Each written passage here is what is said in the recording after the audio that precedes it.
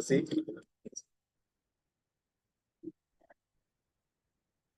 So, so really.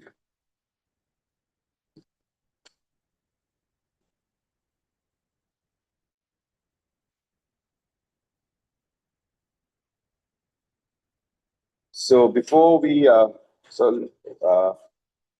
listen to what the Lord has to say to us, let us read a portion from the Word of God.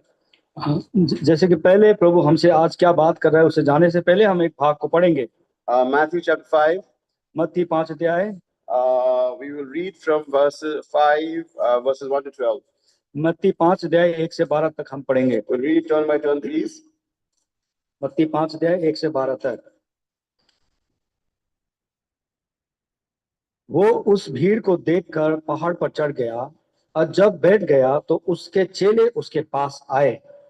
And he opened his mouth and taught them, saying, धन्य वे जो मन के दीन है, क्योंकि स्वर्ग का राज्य उन्हीं का है।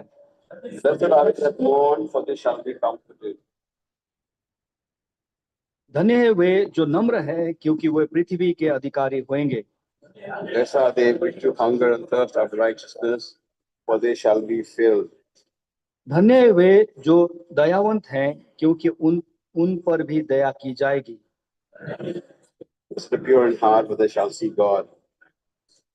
धन्य है वे जो मेल मिलाप कराने वाले हैं, क्योंकि वे परमेश्वर के पुत्र कहलाएंगे। Blessed are they which are persecuted for righteousness' sake, for theirs is the kingdom of heaven. धन्य हो तुम जब मनुष्य मेरे कारण तुम्हारी निंदा करे और सताए और झूठ बोल कर तुम्हारे विरोध में सब प्रकार की बुरी बात कहें। Rejoice and be exceeding glad, for great is the reward in heaven, for so persecuted the prophets which were before you. Now, word of prayer. हम प्रार्थना करेंगे। Our Lord, loving Heavenly Father, thank you for this wonderful day, a day of victory, a day of rest, a day of gathering around your presence in the house of God, around your table, around your person. And thank you, Lord, for this great privilege, Lord, that we have of fellowshipping with you, of breaking bread, of Lord,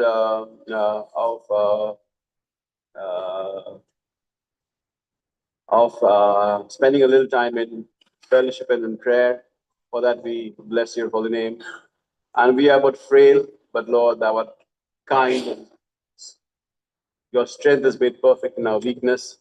And confessing, Lord, that we are unworthy, weak, and Lord, having nothing good in us, we seek your forgiveness and your grace. Lord, wash us and cleanse us by your precious blood, so that as we share, as we translate, as we hear, give me a time of great blessing, introspection, correction, encouragement to all of us. Not possible by ourselves, but by your grace it is all possible. Thank you for all who've come. Those who couldn't because of a lot of reasons, valid reasons. Lord, bless them. And those who have forgotten your house, not as important as it once was or it should be gracious even more to them, that, Lord, thou constrain them, Lord, that they may be found in thine house, the desire of the love or the desire of house may actually eat them up, Lord. So claiming victory in your holy name, binding the powers of darkness, seeking grace and your divine grace to help us share what we have to share. Ask this prayer of thanksgiving in Jesus' precious name.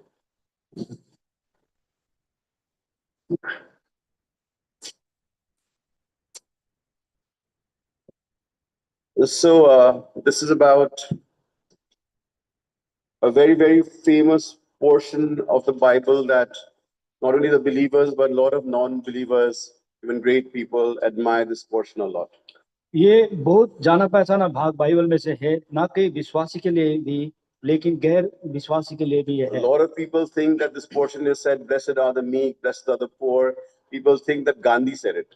हाँ, बहुत लोगों को ये लगता है कि क्योंकि धन्य वे लोग देते हैं, उन लोगों को लगता है कि गांधी जी ने बोला है। And because Gandhi quoted this verses, it is said. क्योंकि गांधी जी इस वर्ष को कोट करते थे। But they are verse which has inspired, and it has been a track on which they could lay down their lives. वहाँ पे ऐसे वर्ष हैं, ऐसे प्रतिज्ञा है जिसके तहत उन्होंने अपने जीवन को बिछा It दिया had helped them lead better lives even as non-Christians. और उनको उस वचन के द्वारा वो गैर विश्वासी होने के नाते भी जीवन जी सके। Maybe the non-violent movement that Gandhi started was probably inspired by the Beatitudes. हमने जो गांधी जी का अहिंसा वाला जो मूवमेंट जो पढ़ा है शायद इस वर्ष के द्वारा वो प्रेरित हुए हो। Shayad. Yeah, could be. शायद हो सकता है। And also now, blessed is a word that a lot of people use these days. और ये ब्लेसेड, ये धन्य का जो शब्द है बहुत सारे लोग आज इसको प्रयोग में लाते हैं। Like many time in the WhatsApp groups, like the family groups, and someone has a birthday, someone does well, and there is this phrase that a lot of people use: "Be blessed." ये यहाँ पे ये be blessed करके जो शब्द है बहुत सारे व्हाट्सएप ग्रुप में जब बर्थडे में हम लोग इसको प्रयोग में लाते हैं। Yeah, and I see it normally, and I wonder what they're trying to say. और ये हमें कभी-कभी समझ नहीं पाते कि क्या कहना क्या चाहते हैं। In Nepali, I understand Nepali में मैं समझ सकता हूँ। because I think it more or less means Ashirwad. इसका मतलब ये है कि आशीष। Because when you ढोको someone, they will say कि Ashirwad. आप किसी को आप झुक के ढोकते हैं तो आप उनको आप आशीष देते हैं। So probably when they say be blessed, that is what it means. But in English, it sounds a little odd. जब बे ब्लेस जो नेपाली में तो ठीक है लेकिन अंग्रेजी में थोड़ा I don't know how it sounds in Telugu and in as brother Jacob would say God's language, Malayali. और जैसे तेलुगु में तमिल में ये तमिल में कैसे साउंड करता है। But they say be blessed. और वो कहते be blessed. And I guess they mean you should be blessed in your studies, you should be blessed in your job, you should be blessed in your family, you should be blessed in your health. I guess that is what they're trying to say. और हो सकता है कि आप अपने काम में आपको आशीष मिले, अपने परिवार में आशीष मिले, हो सकता है ये कहना चाहते हैं। And if you are looking for a job, that would bless the Lord may bless you with a job. If you're if you're looking for a life partner, the Lord may bless you with a life partner. I guess that is what it means. Or it may be you may have plenty, be blessed with a lot. I guess that is what they're trying to say. और हो सकता है जब आप कोई काम नौकरी ढूंढ रहे हैं तो आपको नौकरी मिलने में सहायता मिले, या अगर परिवार आप जीवन साथी ढूंढ रहे हैं आपको जीवन साथी मिले, या आपके बहुत सारी आशीष आपको मिले, शायद हो सकता है ये कहना चाहते हैं। And also feels maybe there are some people it feels physically are more blessed than others. कोई किसी को लगता है कि ये शारीरिक तौर से उनको ज्यादा आशीष है दूसरे के तहत। Yeah, some could be more blessed, some could be less blessed, some could be medium blessed. I mean, it feels like that. किसी को ज्यादा आशीष, किसी को कम आशीष, किसी को मध्यांतर आशीष, ऐसा समझ में आता है। But if you look at the word of God, लेकिन जब हम प्रभु को वचन को देखते हैं, there have been people who have been really blessed. बहुत सारे ऐसे जन हैं जो काफी बहुत सारे आशीष उनको मिला है। And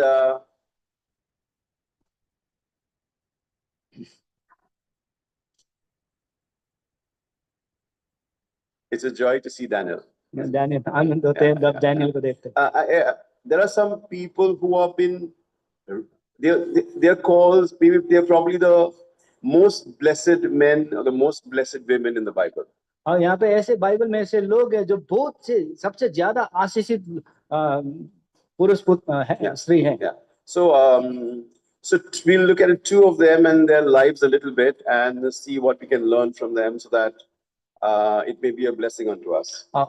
ऐसे दो पात्र को हम बाइबल में से देखेंगे जिसके तहत हमें कुछ आशीष मिले। And I think it's unfair to see two brothers who are blessed or two sisters who are blessed.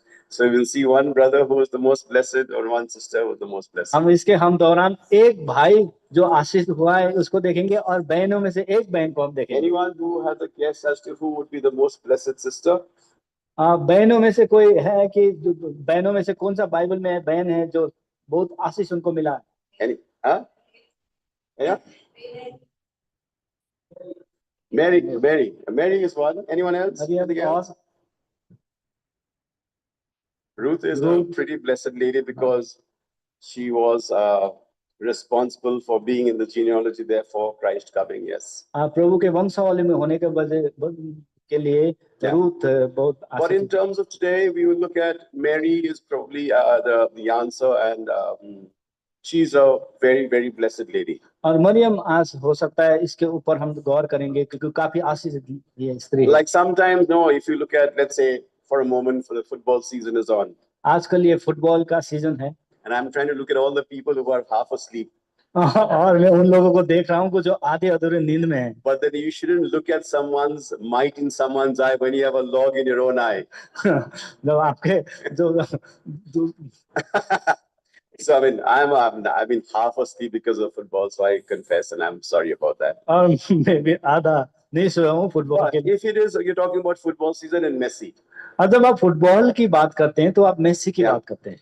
and then if someone has an autograph of Messi, और किसी को मेसी से ऑटोग्राफ लेना है if someone has an autograph, Messi autograph, और Messi का किसी के पास autograph it is a very big thing.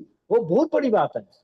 And now, if someone says, "Arey, I have met Messi," और किसी को बोलते हैं कि मैंने मेसी से मिला हूँ मैं, and he says, "कि हो ही नहीं सकता, वो बोल रहे कि नहीं तो हो ही नहीं सकता, photograph है." मेरा ऑटोग्राफ है। That is then the autograph guy say better is a photograph guy.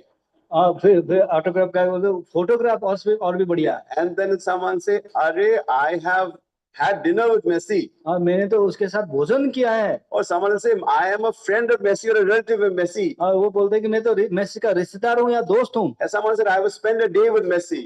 और कोई बोलता है कि मैं पूरे दिन मेसी के साथ बिताया हूँ। There will be one person who says, "Arey, he is my son."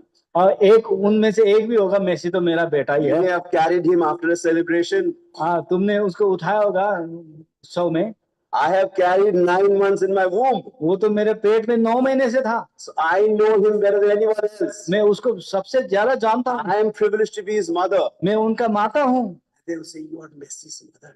और वो बोलते हैं कि आप मेसी की मम्मी हैं। I was happy to just have his photograph or his autograph. मुझे तो सिर्फ फोटोग्राफ उनके साथ होने में इतना बढ़िया लग रहा था। Wow, you are the mother of Messi. कितनी बढ़िया बात है, आप तो मेसी की माँ हैं। Mary carried Jesus for nine months. Maryam ने यीशु मसीह को 9 महीने अपने को What a दिया। privilege that would have been. कितना बड़ी बात That होगी। is why the Bible calls her, "Blessed are you amongst women." और इसीलिए बाइबल उनको बोलते हैं धन्य है स्त्री में मरियम को, ऐसे बोलते हैं। And blessed is the fruit of your womb, Jesus. आपके जो कोख के जो फल है यीशु का धन्य हो।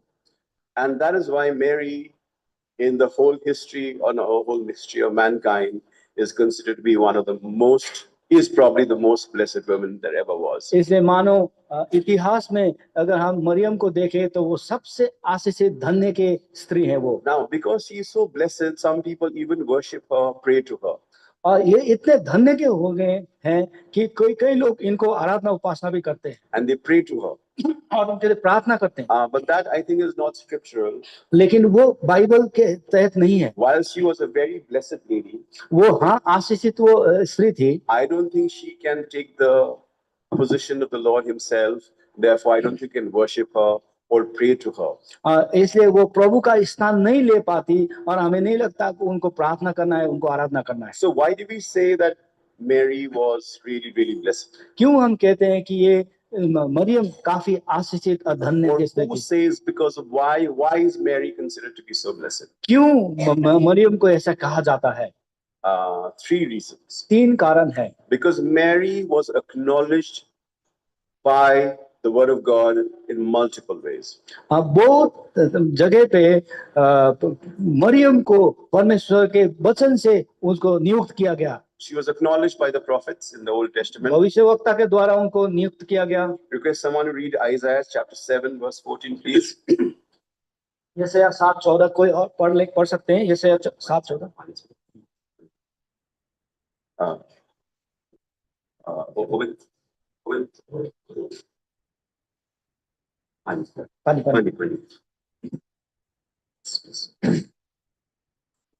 So Isaiah 7:14, please, someone can read it.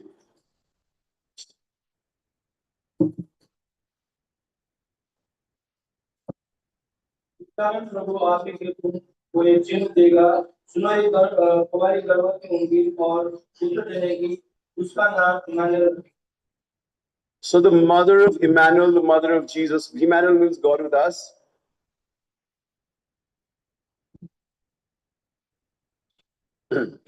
Sorry. So there was a prophecy in Isaiah chapter 7 verse 14, which says, "A virgin shall bring forth a son, and thou shalt call his name Emmanuel."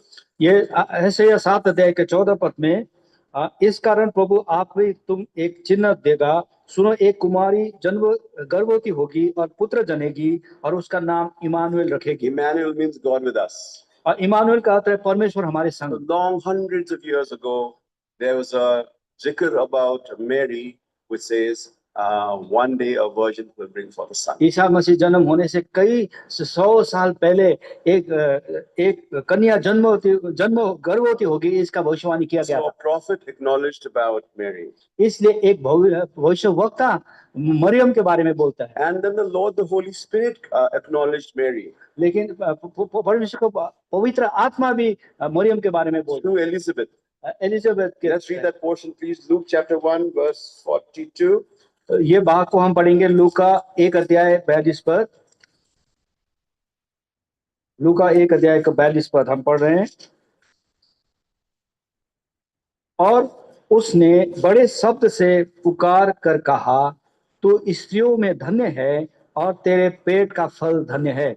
Yeah, and Mary says, blessed are you amongst women, and blessed is again the fruit of your womb, which is Jesus. और यहाँ पे कहते हैं कि तू स्त्रियों में धन्य है और तेरे पेट का फल धन्य है। And it looks like Mary Elizabeth is saying this. और ये Elizabeth But if we read the last portion of chapter 40, verse 41, it says, Elizabeth was filled with the Lord, the Holy Spirit. और यहाँ पे 41 अध्याय के अंतिम भाग में बोलते या लिखा है, और एलिशिबा पवित्र आत्मा से परिपूर्ण हो गई। So the Lord, the Holy Spirit acknowledged Mary as a very, very blessed person. इसलिए पवित्र आत्मा ये मान लिया कि मरियम बड़ी आशीषित स्त्री And है। also when the public saw them, public saw her, people saw her, जब लोग भी मरियम को देखते थे, and they also acknowledged that Mary was a very blessed person. और वो भी लोग भी ये मान लिया उन्होंने भी कि ये मरियम आशीषित स्त्री थी। Luke chapter 11, verse 27, someone can read it, please. लूका 1 अध्याय 11 अध्याय के 21 पद कोई पढ़ लीजिए प्लीज। 11 अध्याय के 21 पद, ये पेज नंबर 104 पे है, 103 पे, sorry.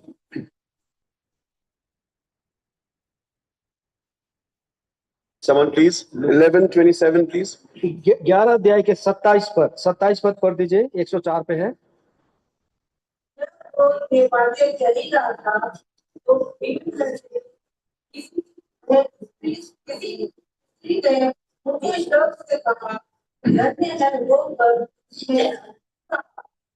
Yeah. Thank you. Blessed is, what does the exact verse say? 127. Blessed is the whom that gave thee suck, no? No, done. 11:27. So sorry. English, please, someone. English में कोई पढ़ सकते हैं?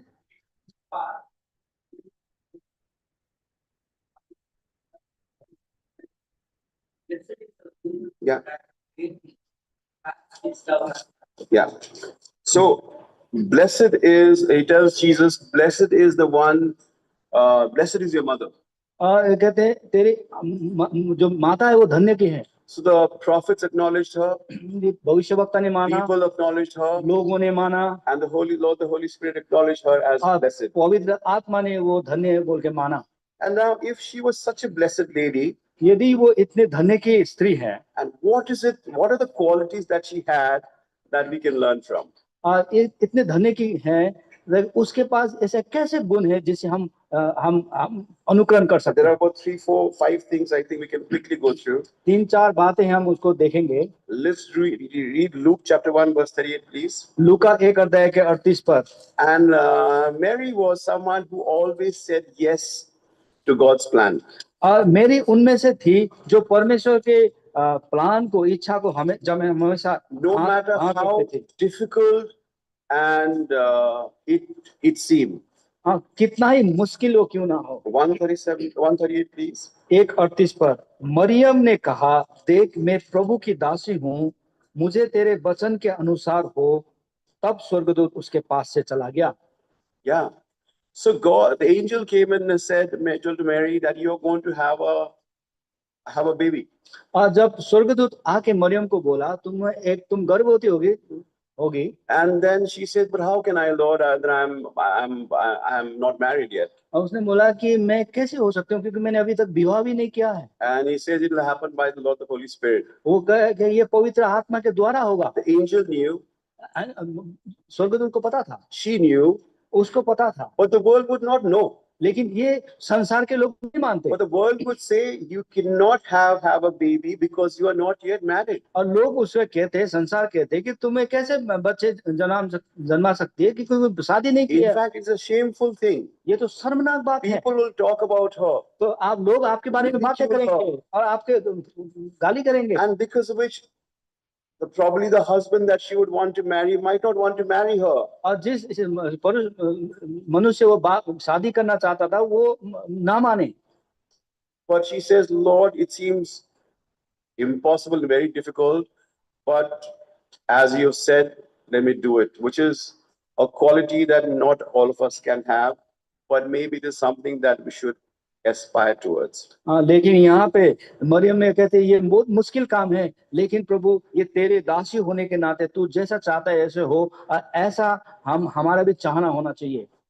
Secondly, दूसरी बात, she had this knack of telling people who came to her to say, okay, I know you're coming to me because you feel I'm important, or I know a lot of things, or I can help you, but your help comes from this person, and always pointed people to Jesus. उसके पास एक गुण था कि जब उसके पास सहायता लेने लोग आते तो वो बोलते कि तुम मेरे पास आ रहे हो, लेकिन सहायता देने वाला तो प्रभु यीशु मसीह है। And people turn to people because they feel they are more knowledgeable, they are more wise, or they are more well off. There are a lot of reasons that people turn to people. लोग के पास जाते हैं क्योंकि उनको लगता है उनके पास ज्ञान है, उनके पास समझ है, बहुत सारी सहायता उनसे मिल सकता है। But it is a wonderful quality to have, no matter what you have, your wisdom. You say, you point to not me, but the one your help can come from is the Lord. जितना भी आपका समझ शक्ति और ज्ञान और बुद्धि क्यों ना हो, अगर आप कहें कि आपका जो सहायता आने वाला प्रभु से है। John chapter 2 verse 3 to 5, let's read that portion. योना की अंजील 2 अध्याय 3 से 5 पर। योना की अंजील 2 अध्याय 3 to 5। Please, Hindi please. जब दाखरस घट गया तो यीशु की माता ने उससे कहा, उनके पास दाखरस नहीं रहा। यीशु ने उससे कहा, हे महिला, मुझे तुझसे क्या काम, अभी मेरा समय नहीं आया। उसकी माता ने सेवक से कहा, जो कुछ वो तुमसे कहे वही करना। Whatsoever he tells you to do, do so. जो कुछ वो तुमसे कहे वही करना। And they said, okay, they came to, the people had a problem. They came to her maybe, but she says कि Jesus is the answer. जो समस्या था वो उनके पास आई, लेकिन वो बोलते हैं कि प्रभु यीशु मसीह का इसके पास समाधान है। The Lord help us also to learn from this. प्रभु सहायता करे हम भी इससे कुछ बात सीख सके। And third thing, और तीसरी बात, and it seemed like she was always thinking about things about, or spiritual things, or things about the scripture, and always mulled about it. Like a lot of things we can think about. Sometimes, okay, when it comes to men, I think they think about nothing. But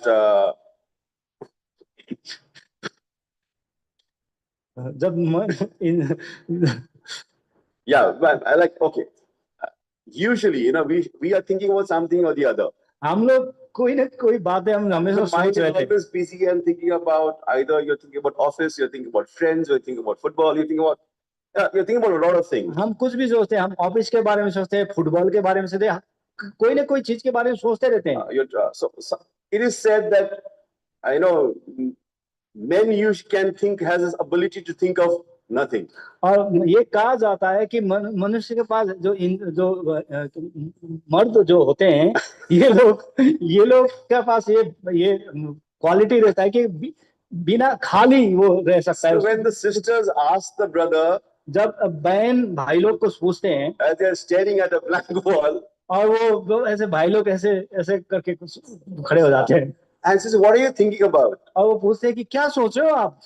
And actually the brother is thinking about nothing. और वो कुछ भी नहीं सोच रहे हैं। And sisters can't understand that. और वो बहनें समझ भी नहीं पाती, because sisters apparently are always thinking about something. क्योंकि हमें बहनें हमेशा उसके दिमाग में कुछ ना कुछ चलता ही रहता है। not exactly the right way to say it, but they have a lot of work to do, and therefore they are thinking of something to do with the next. नहीं, कहने का मतलब है आप लोग का काम इतना होता है कि कुछ ना कुछ आप सोचते रहते हो। So, so when they see the brother, they're like just staring and they say, "Ki, what are you thinking about?" He says, "Kuch nahi," and it's actually true. और ये जब भाई लोग को पूछते हैं कि आप क्या सोच रहे हो, भाई बोलते हैं कि कुछ नहीं। But that is not the important part. I think whatever the point is, Mary always had things in her mind that pertained about things above. लेकिन यहाँ पे कहने का बात ये है कि मरियम के पास वो हमेशा परमेश्वर की बातें को सोचती थी। Yeah, let's read Luke chapter 2, 19 and 51. Someone in Hindi, please. लूका 2 अध्याय के 19 पद कोई पढ़ देंगे? 19 and then 51. अच्छा, लूका 2 अध्याय के 19 पद पहले पढ़ दीजिए कोई।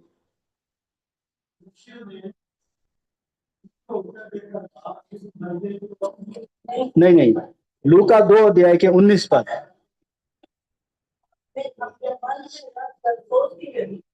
और 51 पद फिर। So, yeah, 51, please.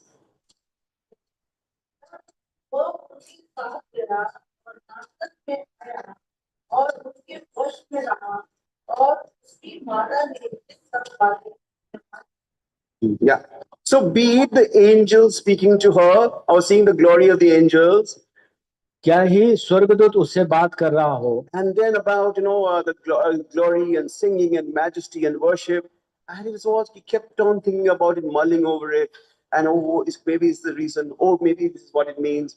She enjoyed things pertaining to spiritual things. हाँ, जैसे हमने पढ़ा कि ये परमेश्वर की महिमा वाली बात, परमेश्वर के विषय में बात अपने मन में इस बात को सोचती रहती थी। Yeah, it was good things, spiritual things. ये अच्छी बात है, ये आत्मिक बात है। And about Jesus as well, when he was back in the temple and therefore he was speaking to all the wise men, when she was coming back, bringing him back, she kept on thinking about all those things. जब प्रभु यीशु मसीह उस आराधनालय में बोलते, लोगों के साथ बात करते, और जब वो वापस लेके आते, उसके बारे में वो सोचती रहती So थी। the question to us is, what are we thinking about? इसलिए सवाल ये है कि हम क्या सोच What रहे हैं, is going on in our mind? हमारे मस्तिष्क में क्या चल रहा Are है? we thinking about things above? क्या हम ऊपर की बातें सोच Are रहे we हैं? thinking about spiritual things? क्या हम आत्मिक बातें सोच रहे The हैं? word of God that many of us read in the morning, or we hear sometime, be it through WhatsApp or be it through television, or be it however, do we think about it and mull over it? क्या हम लोग जो वचन हम सुनते हैं, सुबह सुने हैं, हम कभी व्हाट्सएप में पढ़ते हैं,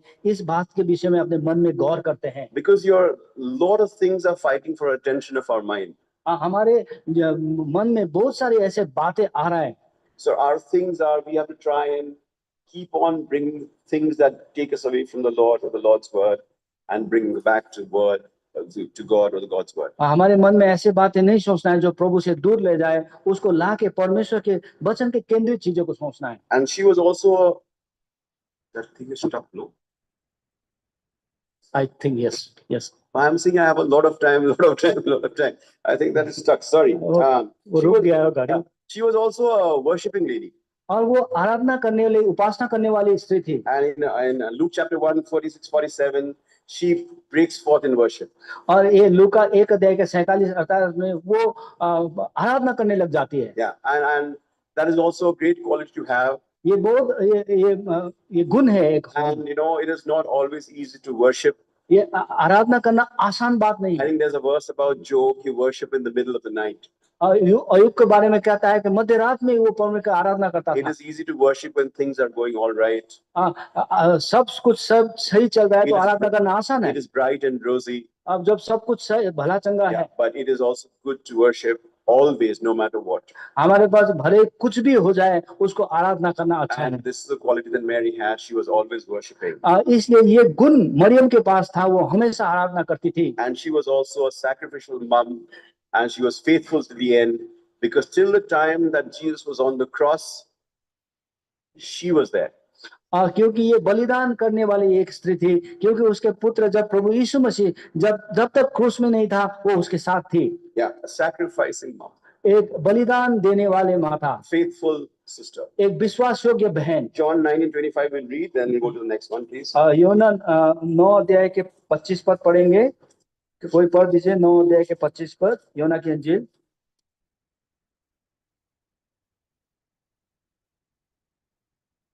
उसने उत्तर दिया, मैं नहीं जानता कि वो पापी है या नहीं। John 19:25. 19 19:25 19 के 25 का।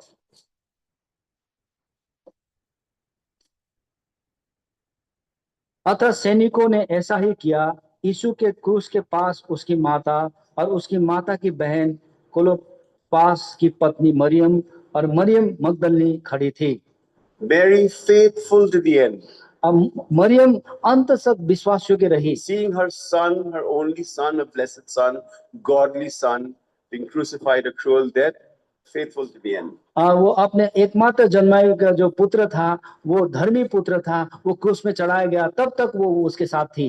So the most blessed person, lady ever, sister ever, जो धन्य की स्त्री, आशीष स्त्री थी, things that we can learn from her. और जिसके जिसके हम कुछ सीख जो सकते हैं। Yes to God's plan, परमेश्वर के योजना को हाँ कहना, pointing everyone to where the source of our, where does our help come from? It comes from Jesus. और जो सारी सहायता श्री प्रभु यीशु मसीह से आता है, इसको दिखाना। Occupied with things above, परमेश्वर ऊपर की बातों से अपना मन को thinking भरा रखना, about things above, और ऊपर की बातों को सोचना worshiping, और आराधना करना, and faithful till the end, और अंत तक विश्वास योग्य रहना, sacrificing. और बलिदान पूर्ण जीवन। So the Lord help us that we may learn, understand, and this is the standard of someone who's truly blessed, and that is what we should aspire towards, if not better. ये बहुत ही धन्य स्त्री का एक स्तर है, और वहां तक पहुंचने की हमें कोशिश करनी चाहिए।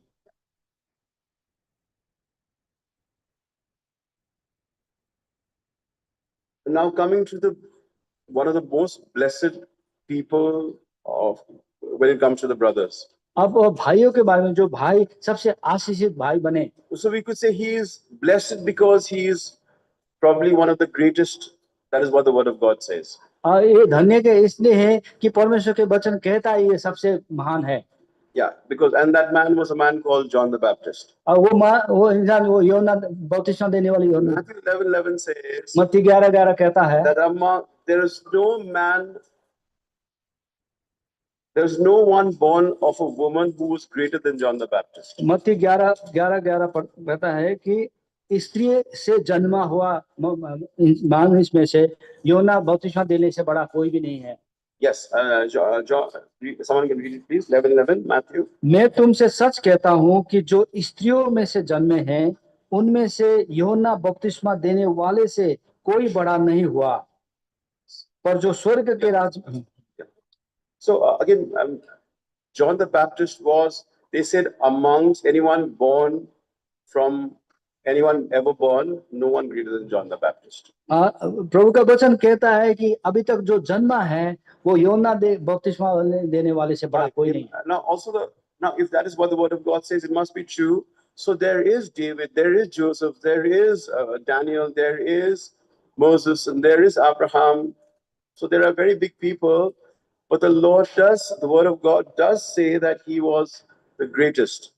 वहां पे अब्राहम है, दाऊद है, यहाँ पे सोलोमन है, मूसा है, लेकिन प्रभु का वचन कहता है कि यूहन्ना बपतिस्मा देने वाला सबसे श्रेष्ठ है। I don't know what is the criteria for the greatest, but so no matter what, he seems to be very, very important and in the sight of God. मुझे नहीं पता कि ये नापदंड नापने के लिए सबसे उत्तम होने के लिए नापदंड क्या है, लेकिन परमेश्वर के दृष्टि में वो सबसे महान था। Probably he was the greatest because before him, ये महान इसलिए हुआ, हो सकता है उससे पहले, because before him everyone saw a foreshadow of what the salvation would look like. उससे पहले सबने ये छाया देखा कि एक उद्धार या सैल्वेशन क्या होता है। There was a symbol or a hope that one day there would be salvation for humankind. यहाँ पे एक आशा था, एक विचार था कि एक दिन उद्धार आएगा। Maybe he's the greatest because he introduced the salvation to the whole world. ये सबसे महान बड़ा हो सकता है कि ये क्योंकि इसने उद्धार संसार में लेके आया। Everyone's waiting for the Messiah.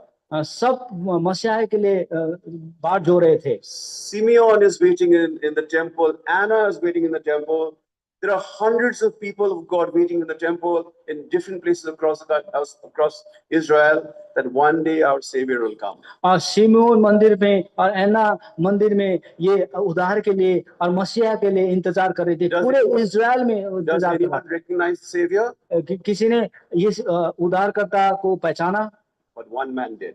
लेकिन एक मनुष्य ने That is probably why he's the greatest. इसलिए हो सकता है ये सबसे बड़ा है। Because in John 1:29 he said, "Behold, the Lamb of God which taketh away the sins of the world."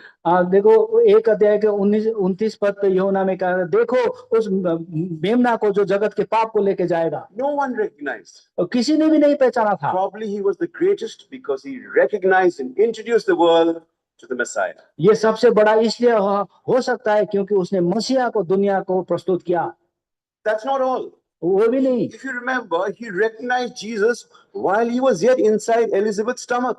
और ये यहाँ पे लिखा गया है कि जब एलिजाबेथ के कोख में जो पेट के अंदर था तभी उसने यीशु को पहचाना था। When Mary goes to visit Elizabeth, जब मरियम एलिजाबेथ से मिलने जाती है, and Mary is carrying Jesus, जब यीशु मसीह मरियम के पेट में ही था, hearing Mary's greeting to Elizabeth, वो John in the womb leaps. और जो मरियम के ग्रीटिंग जो एलिजाबेथ को करके वो जो सुना, तो उसके पेट में वो जो योना बपतिस्मा देने वाला योना वो उसको हलचल It किया। was almost like he was longing and waiting for Jesus, and therefore he was greatest because he recognized, introduced.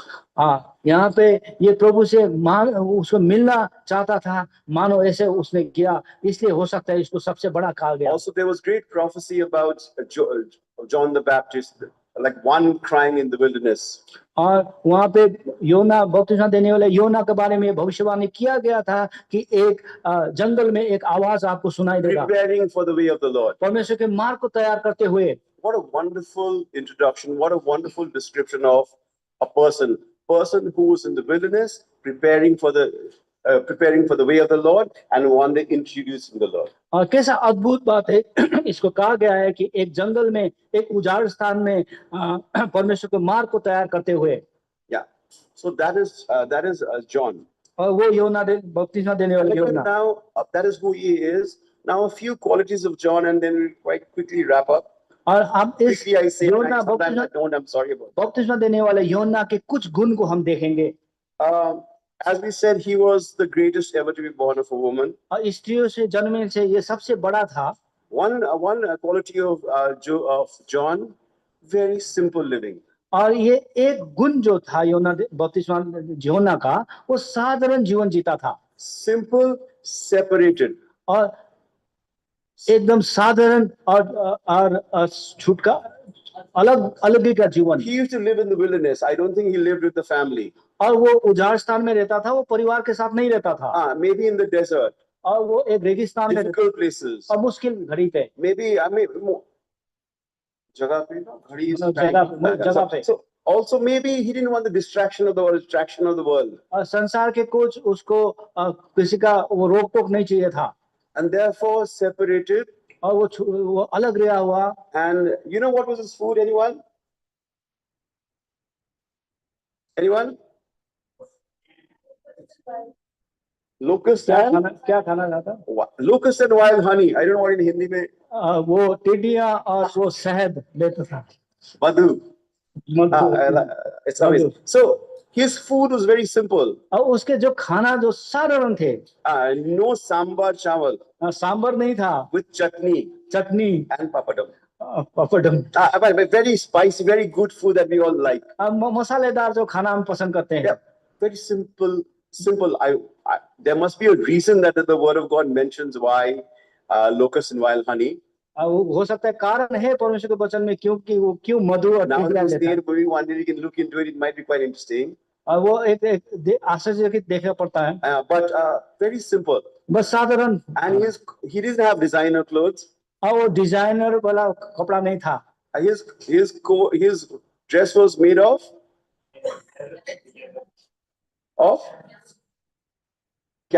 badger skin. camel skin, no? Yeah. So I'm sure he's made it himself. और उनके जो ऊंट के चमड़े के कपड़ा हो सकता है उसने खुद बनाया हो। Very simple. बस साधारण। and that was the man who was supposed to be the greatest. और ये मनुष्य है जो सबसे बड़ा है। Nowadays, if you look at a great man, they are now in newspaper articles, you will say, great man, rich man, powerful man, call out, watch, 20 lakhs, shoes, 50,000, a bag, 80,000. I mean, that is how you find out how big a man he is. आज के दिन में अगर हम बड़ा मनुष्य के बारे में पढ़े न्यूज़पेपर में, तो उसका घर 2 करोड़ का, गाड़ी करोड़ का, इस तरह से हम पढ़ते हैं। Now, if John came out in the newspaper, John बपतिस्मा देने वाला न्यूज़पेपर में आया, very little to circle, छोटा सर्कल है, a more question mark, what is this? वो सोचे ये क्या है, What is he eating? वो क्या खा रहा है। It is more, it is things that normally very simple. और ये बहुत साधारण चीजें खा रहा है। Secondly, very uncompromising life. और बहुत ये बिना समझौता का जीवन। So it's not always like easy to tell people who are powerful or rich or who are in positions of power, to tell them that I'm sorry, but I think what you're doing is wrong. और जो बड़े ओहदे में जो लोग होते हैं, rice लोग होते हैं, उनको जो तुम कर रहे हो गलत कर रहे हो, इसका कहना बड़ा आसान बात नहीं है। It is very difficult. बहुत मुश्किल बात है ये। Because first of all, you should have you should be in the right, of course. पहले बात तो आपको सही होना है। And I think it requires spiritual power to be able to do that. इसलिए इसको करने के लिए एक आत्मा में सामर्थ चाहिए होता है। And Herod, John told Herod that what you're doing is wrong. और ये यूहन्ना आके बोलता है हेरोद को कि जो तुम कर रहे हो ना, ये गलत कर रहे हो। Not easy. ये आसान बात नहीं है। In fact, it was so difficult that he was willing to lay his life for it, and later on he got killed because of that. ये इतना मुश्किल था कि वो अपने जीवन को समर्पण करना चाहता था, और बाद में इसी के वजह से उसको मारा गया। And in this world, while we say we were willing to lay down our life for the Lord, and situations are changing, and there might come a time when we might have to almost lay down our life for saying the truth, standing for the truth. और अभी ऐसा समय पे हम संसार में होके आ रहे हैं, और समय आ रहा है, क्या पता हमें भी एक दिन सत्य बोलने के लिए अपने जीवन को बिछाना पड़े, समर्पण करना पड़े। And I don't think it's going to be easy. ये आसान बात नहीं होगी। But we can't be compromising, like we have to learn from John and not compromise. और हम यूहन्ना से ये सीखना है कि हम समझौता ना करें। Come what may. कुछ भी हो जाए। And while it may be very difficult, but maybe if worse comes to us and we have to lay down our life, the Lord grant us grace that we will stand and not compromise. और सत्य में खड़ा होने के लिए हम समझौता ना करें, ऐसा समय आए तो हमें अपने जीवन को परमेश्वर के लिए बलिदान करने के लिए तैयार होना होता है। And he also had a very powerful life. He could, you brood of vipers is I think what he would tell. That's the verse, no? Brood of vipers. Luke chapter. It's okay. I mean, you can just. White wall sepulcher is what he would tell, the Pharisees. फरीसियों को उसको कहा तुम लोग सांप के बच्चे हो। White wall sepulchers. और ये जो चियान है, वो जो सफेद से ढका गया, इस तरह का जीवन है आपका। चूना लगा को Chiyaan, like in Nepali, that's what you would say. वो जो कब्रिस्तान है जो ऊपर से सफेद लगा जाता है, इस तरह का। This is what you are to the religious leaders. और ये धार्मिक लोगों को ये कह रहा है। So he must have a lot of power to be able to say that. और उसके हो सकता है इसको बहुत सामर्थ होना होता है इसको कहने के लिए।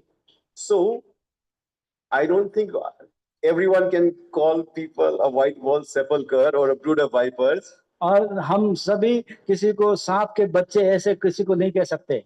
But we should have power that we will just say, however you have to say, that yes, this is wrong, this you can't do, this is what we have to do, and this is the right way. और हमें इतना तो कम से कम होना है कि हम जिसको कह सके, नहीं आप ये गलत है, ये सही तरीका करने का ये है।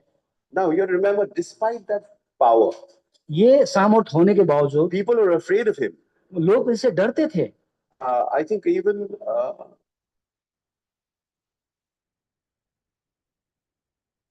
No, I think that is someone else. So he was so powerful, but despite that power, he was a very humble man.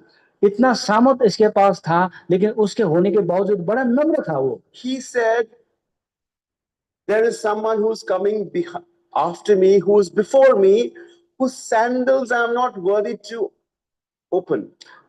जो मेरे से पहले था, वो मेरे बाद आ रहा है, जिसका जूते का जो लेस है उसको खोलने का मेरे पास योग्यता नहीं है। Opening the sandal itself is humility. He says, I am not worthy to even do something so meek and lowly. He must be a really sincere and a humble man. जब कोई कहता है कि मैं किसी का जूता ना खोल सकूं, मैं उसको खोल नहीं सकता, उसका मतलब है बड़ा नम्र है वो। If someone says some brother is coming and please pick up his luggage, I'll say, मैं नहीं उठाना। अगर हम कोई कहते हैं कि ब्रदर भाई आ रहे हैं, आप उसका थोड़ा सामान उठाओ, कहते हैं कि हमें क्यों उठाओ, हम नहीं उठाना है। If you say pick up his shoes and get it, अगर हम कहें कि आप उसके जूते उठा के लाओ, just examine ourselves, how many of us would do it? हम कितने लोग हम उनके जूते उठाएंगे। Socks, और मोचे, even worse. और इतना वर्स्ट है। Here is this great powerful man, the greatest ever. He says, I am not worthy to even open his sandals. और यहाँ पे ये सबसे बड़ा महान इतना सामर्थी व्यक्ति बोल रहा है कि मैं उनका जूता उठाने का मैं योग्यता नहीं है। Humility, Namrata, meekness, Namrata, considering your others so much better than yourself. दूसरों को अपने आप से इतना भला जानना, What a great trait to have. कितना अच्छा गुण है।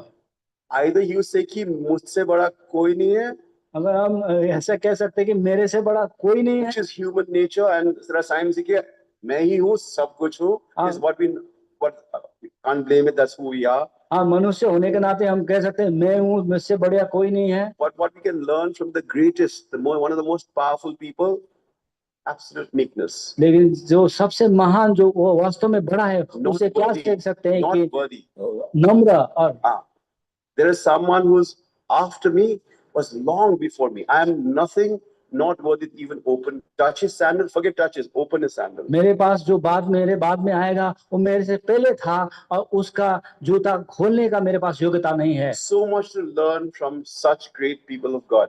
ऐसे महान व्यक्ति से सीखने का बहुत बड़ा अवसर है ये। You know what the beauty is? ये सुंदरता ये है। The word of God says, परमेश्वर का वचन कहता है, like the one who believes, the least in the kingdom of God is bigger than John, greater than John. और जो विश्वास करता है, जो परमेश्वर के राज्य में जो अब सबसे छोटा है, वो यूहन्ना बपतिस्मा देने से बड़ा है। And it is said about Mary, anyone who hears the word of God and obeys them is greater than her. Is more blessed than her. और प्रभु का वचन कहता है कि जो परमेश्वर में विश्वास करते हो, सुनते हो और उसको करते हो, वो मरियम से ज्यादा धन्य की है। And you know who those people are more blessed than Mary and John? और क्या हमें पता है कि ये जो यूहन्ना से और मरियम से बड़ा कौन है? Us. हम लोग हैं। Because we are least in the kingdom of God. क्योंकि हम परमेश्वर के राज्य में सबसे छोटे हैं। We have heard the gospel and we have obeyed it. अब हमने परमेश्वर के वचन को सुना है और माना है। It comes by hearing from the word of God. विश्वास वचन सुनने से, और वचन परमेश्वर के वचन सुनने से आता है। Anyone has not come to the Lord, और जो कोई प्रभु में नहीं आए हैं, you can be even more blessed than Mary and even Joseph and John, because you believe the gospel and you hear the gospel and you believe the gospel. आपके पास ये मौका है कि आप मरियम से और यूहन्ना से बड़ा हो, क्योंकि आपने सुसमाचार को सुना है और उसको विश्वास किया है। And the Lord has made us more blessed because the Lord has given us a great commission which did not exist before that. और हमें प्रभु ने धन्य को बनाया है और ऐसा आज्ञा दिया है जो पहले नहीं था। Go forth and preach the gospel. और जाओ और सुसमाचार सुनाओ। Go to the ends of the earth to preach the gospel. संसार के अंत तक जाओ और सुनाओ। Matthew chapter 28 verses 19 and 20. We don't have time to see it. मत्ती 18-19 पर। That is the gospel. That is the commission that He has given us, and we are blessed to get that commission. और ऐसा आज्ञा प्रभु ने दिया है, हम धन्य के हैं कि प्रभु हमारे पास ऐसा आज्ञा है। And as we read and as we see even in the Bible studies, in Matthew chapter 5, and then after from 12, he says, "You are the light of the earth." और हमने जैसे बाइबल में देखा कि मत्ती 5 अध्याय में आप जगत की ज्योति हो। The Lord has said, "A city that is hidden, it is on a hill, cannot be hid for long." और जो शहर वो पहाड़ पे रखा गया है वो कभी भी छिप नहीं सकता। You are the light, you will shine forth. आप ज्योति हो, आपको उजाला करना है। Shine forth with the gospel and get others to this wonderful blessedness that you have come to, which is being called children of the Most High God. और आपको ये उजाला करके लोगों को परमेश्वर को सुसमाचार सुना के प्रभु के में लाना है। Before this, we had to do. तो ये होने से पहले आपको करना है। Sorry. So before Jesus, we had to do to get something. प्रभु यीशु मसीह के आगे हमें कुछ करना है। Now, after Jesus, we just have to believe. What a blessing to come to. और जब यीशु मसीह के बाद हमें सिर्फ विश्वास करना है, आशीष उपभोग करना है। Just one thing to remember. एक चीज याद रखें, to be able to go forth to spread the gospel, आगे जाके परमेश्वर के वचन सुनाने से to पहले be a light, a city on a hill, ज्योति और शहर होने के लिए है। I think the Lord gives a warning. प्रभु में एक चेतावनी देता है। And that is what we read in the portion in the morning. और हमने इस भाग को सुबह पढ़ा। It says, when you have to do this ministry of the gospel, जब आप सेवा सुसमाचार की सेवा क्या करते हैं, just remember, आप ये बात ध्यान में रखें, you are going to be mourning. आप morning, Mourning. Blessed are they who mourn. हाँ, आप शोक करोगे, आप शोक करना है आपको। So you will go through it. आप शोक में होके हुए जाओगे। You will be poor and lowly in spirit. आप आत्मा में दीन होगे।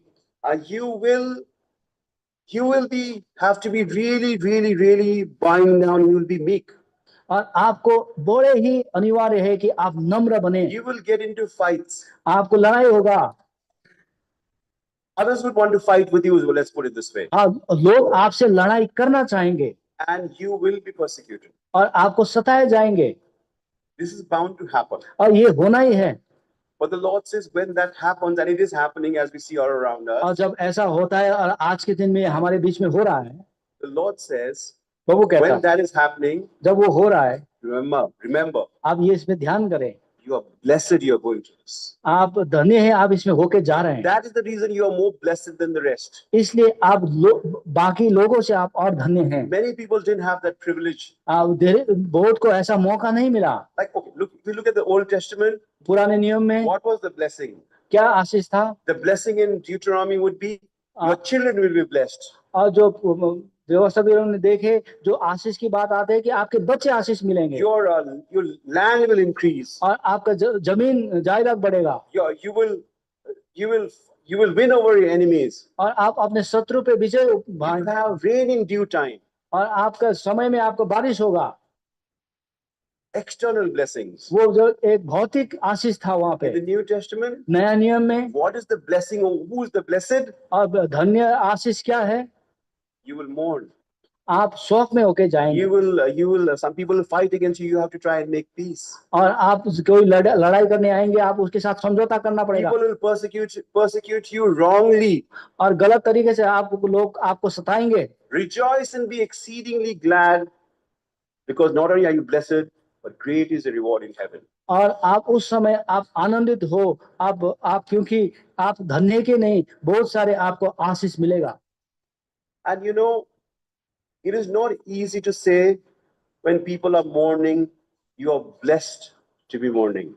और जब कोई शोक के होके जा रहा है, तो आपको उसको कहना कि आप आशीष धन्य हैं, आप शोक में होके गुजर रहे हैं, कहना आसान बात नहीं है। When your people are going through a lot of persecution, it is difficult to say कि you are blessed to be persecuted. और जब कोई सतावट होके जा रहा है, कि उसको कहना आसान नहीं कि आप धन्य हो, आप इस सतावट में जा रहे हैं। Or when you are in the worst of health, it is very difficult to say you're blessed to be in that health situation. आप शारीरिक समस्या में, आप बीमार में होके जा रहे हैं, और उनको उस समय में धन्य कहना आसान नहीं। But let's look at it this way. हम इस तरह पे देखें।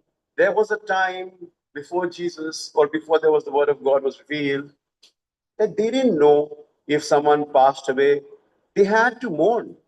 और जब प्रभु यीशु मसीह से पहले वचन से पहले जब कोई गुजर जाता था उसको शोक में होके जाना पड़ता था। They would say, there are only few people who would say, like Job would say, in my flesh, I will see the Lord. He had that vision. Rest of the people, they didn't know. They mourned. I said, once someone passes away, I might never meet them again. हाँ, उससे पहले जैसे job ने तो कहा कि मैं शरीर में प्रभु को देखूंगा, लेकिन कोई ऐसे लोग भी थे जब वो वो कह नहीं सकते थे, कह नहीं पाते थे कि फिर मैं मुझसे मिलूंगा। What a wonderful place that we have come to, that we know that we can mourn. When we have mourning, we are still blessed because we know that we will meet them again, because that is what the word of God says absolutely clearly. हाँ, देखिए कितना धन्य के लोग हम हैं। हम इस जगह में आते हैं जो हम कोई से हमसे चला जाता है, हम शोक में जाते हैं, लेकिन हम कह सकते हैं कि हम उनसे मिलेंगे दोबारा। So what do you want to sort of take out from today? What is it the Lord wants to share with us or remind us? आज प्रभु हमसे क्या याद दिलाना चाहता है? That we are a very blessed people. या हम बहुत धन्य के लोग हैं। We have the privilege of getting a lot of others. We are blessed because the Lord has given us this great commission that before us, before Jesus, no one else had. हम लोग इतने धन्य के हैं कि हमें इतना आज्ञा मिला है जो हम प्रभु लोगों को प्रभु में ला सकते हैं। The Lord also wants to remind us, when we are fulfilling that great commission, being a city on a hill, there is going to be a time of difficulty, mourning, persecution, fighting, so on and so forth. प्रभु हमें ये याद दे रहा है कि वो शहर के ऊपर रखा हुआ जो पहाड़ के ऊपर रखा हुआ जो शहर है, जब हम ऐसे बनते हैं तो हमें सतावट आएगी। But when that happens, the Lord calls blessed that we are privileged to go through it. लेकिन जब ऐसा होता है, हमें ये सौभाग्य है कि हम वो आशीषित, हम धन्य के हो जाते And हैं। we also learn a little from the most greatest, the blessed people, be it a brother and a sister, and their lives. And the Lord help us that we may aspire towards leading lives that bring glory to His holy name. जैसे हमने ऐसे महान पुरुष के बारे में, स्त्री के बारे में पढ़ा, हम ऐसे बन सके, हम उस स्तर तक पहुंचने की कोशिश करें ताकि प्रभु का महिमा हम ला सके। The Lord bless us well. Prabhu Ashish.